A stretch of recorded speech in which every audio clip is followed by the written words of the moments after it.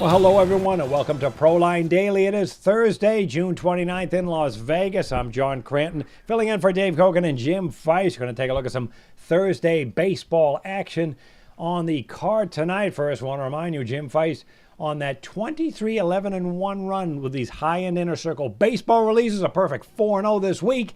And that counts yesterday's Oakland-Houston over the total, an easy cover, 11-8. Jim has another inner circle available at jimfeist.com, as well as a 3-pack. You can get that all and more at jimfeist.com, as well as Dave Cokin's plays available today. Now, let's take a look at this Brewers-Cincinnati Reds game going tonight. You got the Brewers, pretty decent team, 2 games over 500 with a winning road record. However, they're not playing good right now, 3-6 run, despite the fact that they're top 10 in baseball in runs scored, kind of a midseason slump for them. One of the plus sides is Jimmy Nelson going on the mound tonight, winning record and a nice 3.50 ERA. He's got some really strong overall numbers, 93 strikeouts in 90 innings pitched. And this is in stark contrast to his career. I mean, this guy was 8-16 a year ago with an ERA over 4.5, and 2 years ago had a losing record with 13 losses on the year. So he's really turned things around quickly, having a very strong campaign, this 28-year-old righty is. And he gets to face a Cincinnati team that does have some power on offense, but boy, they're just a terrible team when it comes to pitching. However, they're on a nice run here, winning 3 of the last 4 games, despite a miserable run overall these last 3 weeks. They are really doing it with offense, top 11 in baseball in runs scored, but this pitching staff dead last in baseball in pitching ERA, 5.28. That is easily worst in baseball. And they're going to have to go with Homer Bailey tonight. You just don't know much about this guy other than he's 31 years old and has an ERA of 43. Well, that's because he's only had 1 start. He is coming back from having bone spurs removed.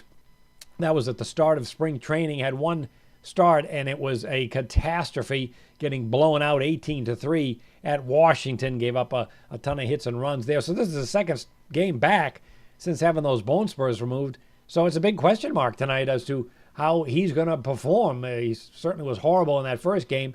You can't imagine him being that bad again. But then again, if you're going to lay money with him, you got to have more confidence that he's going to, go 4 or 5 innings and be able to throw strikes and get guys out.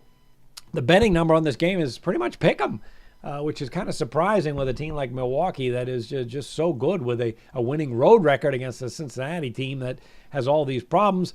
The one sidebar, though, is that the Reds actually play their best baseball at home with a winning record.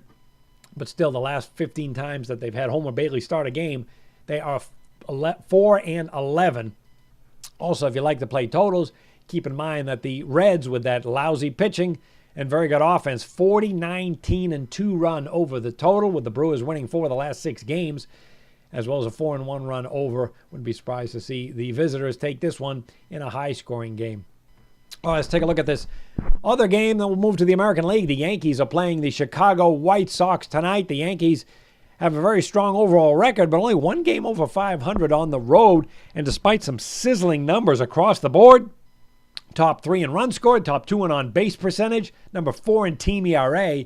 They're just 4-11 the last 15 games. It's been a rough couple of weeks for them.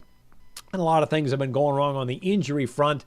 And they're going to have to go with Luis Cessa, the pitcher tonight, who only pitched 12 innings this season and has an ERA of 6.5.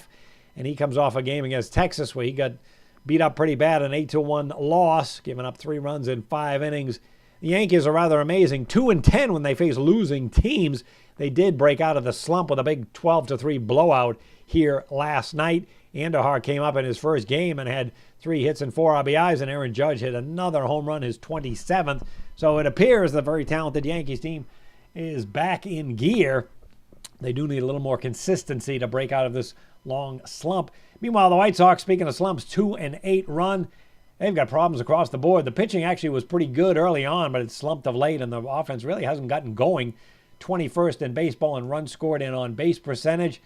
And they're going to have to go with James Shields tonight, 35-year-old, off that terrible campaign a year ago, and he seems to be back to his old ways because he's lost the last 2 games, 7-3 and 10-2, and the numbers are ugly. 9 runs allowed in 7+ innings total in those 2 games. And for the year, 14 walks, 25 innings pitched. Not a good ratio at all. This guy, I'd have to put him in the scrap heap as being washed up, and that's not good when you're facing a top 3 offense like they are in New York in this game. The Chicago White Sox are just 5-16 when they face a winning team, and when James Shields starts, they're 6-15. Difficult to back the home team here, and the Yankees are a pretty decent price here as a team that has so much going in its favor and possibly turned a corner with that win yesterday, the big blowout win. They're only a minus 130 favorite here, high total of 10.5. And when these teams meet head-to-head, it has been all New York Yankees, 17-7 now. And if you like to play totals, when they play here in Chicago, it's 8-2 over the total. All right, that'll do it for the Thursday edition of Proline. We'll see you back on Friday with more winning selections. And make sure you check out JimFeist.com. Good luck with the games, everyone.